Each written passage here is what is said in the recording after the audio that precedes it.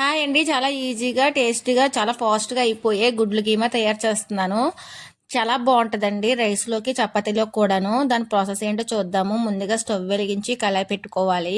ఒక పెద్ద spoon oil ఏసుకోవాలండి. Oil వేడెక్కిన తర్వాతను కొన్ని పచ్చిమిరపకాయ ముక్కల్ని ఏసుకొని దోరగా ఏగనివ్వాలి.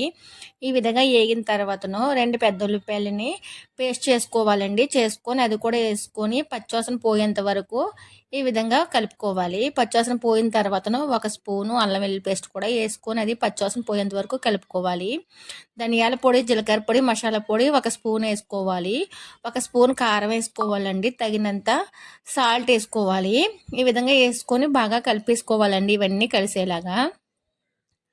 ఈ విధంగా కలిసిన తర్వాతను ఇప్పుడు 5 గుడ్లు తీసుకోవాలండి. నేనైతే 5 గుడ్లు చేస్తున్నాను. మీ ఇష్టం అండి. ఎన్ని చేసినా పర్వాలేదు. ఈ విధంగా చెదకొట్టేసుకోవాలండి 5 గుడ్లు కూడాను. చాలా బావుంటదండి. చాలా ఈజీగా కూడా అయిపోతది. 5 నిమిషాల్లో అయిపోతది.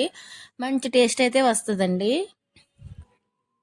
ఈ విధంగాను మొత్తం అన్ని గుడ్లన్నీ చెదకొట్టేసుకోవాలండి. ఇప్పుడు మొత్తం కలిపేసుకోవాలి. కీమా కదండీ! వెంటనే కలిపేసినా ప్రాబ్లమ్ ఉండదు. ఈ విధంగా కలిపేసుకోవాలి. వీడియోలో చూస్తున్న విధంగానే కలిపేసుకోవాలండి మొత్తం అంతాను.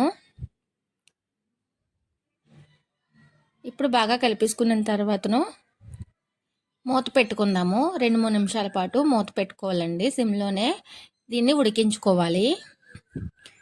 ఈ విధంగా మళ్ళొకసారి మూత తీసుకొని చూద్దాము. చూసారా? ఇంకా అవ్వలేదు కాబట్టికి ఇంకొకసారి మూత పెట్టుకుందాము.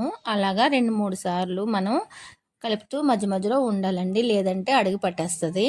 ఇదిగో చూసారా? ఈ విధంగా మళ్ళీ కలిపేసుకొని ఇంకొకసారి మూత పెట్టుకుందాము. మళ్ళీ ఒకసారి చూద్దాము.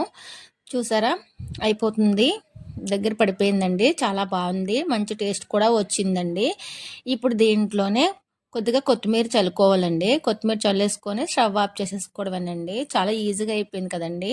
చాలా ఫాస్ట్‌గా అయిపోతది. మంచి టేస్ట్ వస్తదండి. ఇప్పుడు రైస్‌లో సర్వ్ చేసి తింటే చాలా బావుంటదండి. ఈ విధంగా రైస్‌లో సర్వ్ చేసుకొని తింటే దీంట్లోకి మనం చారు కూడా ఏసుకోవచ్చండి. లేదంటే అలానే కూడా తినేయొచ్చు. చాలా అంటే చాలా బావుంటదండి. ఎప్పుడు గుడ్లతోటి పులుసు, ఫ్రై అలాంటివి కాకుండా ఇలా కూడా ఒకసారి తప్పకుండా ట్రై చేయండి. ఓకే ఫ్రెండ్స్, వీడియో కనుక నచ్చినట్లయితే లైక్ చేయండి, షేర్ చేయండి.